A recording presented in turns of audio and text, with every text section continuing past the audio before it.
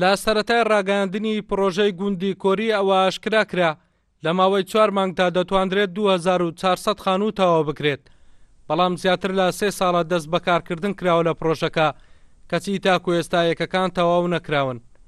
بۆ تەواوکردنی پرۆژەکەش پێشنیار کراوە یا خەڵک پێشینەی دیکە بدات یان وەبەرهێنەرەکە لە بانقێک پارە قەرز بکات بۆ تەواوکردنی. پرۆژەکە پێویستی بە 100 ملیۆن دۆلار هەیە لەلایەن حکوومەتەوە لە جیاتی هاوڵاتیان بدرێت تا ئێستاوە نەکراوە.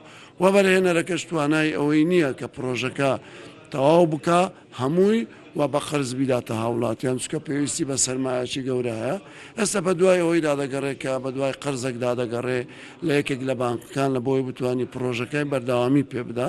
لە قۆناغی یەکەم 7,000 دۆلار درایەوە بەرهێنەرەکە بۆ کارکردن لە پرۆژەی گوندی کۆری، بەڵام بەهۆی قەیرانی داراییەوە حکوومەت نەیتوانی هیچ پێشنیەکی دیکە بۆ تەواوکردنی پرۆژەکە بدات.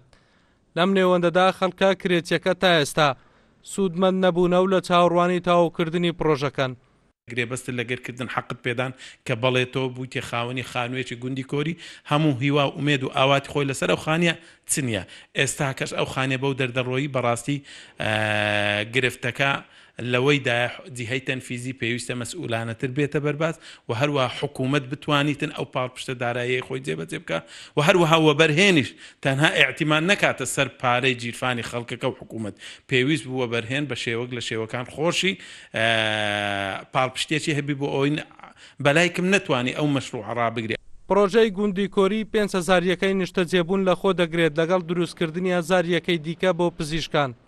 پرۆژەکە بۆ خەڵکی کرێچی و کەم دەرامەتە، تێچووی هەر خانوویەک 4 دەفتەر دۆلارە. نیوەی پارەکە لەلایەن خەڵک با 2 قۆناغ دەدرێت، نیوەکەی تری حکوومەت دەیدات و با قەرزی درێژخایەن کە ماوەکەی 10 ساڵە لە خەڵکەکە وەردەگیرێتەوە، بەڵام زیاتر لە 3 ساڵە پرۆژەکە بەهۆی قەیرانی داراییەوە تەواو نەکراوە و خەڵکیش تاوەکو ئێستا سوودمەند نەبوونە لێی. ئەڵگورد ئەحمەد، کورسات نیوز، هەولێر.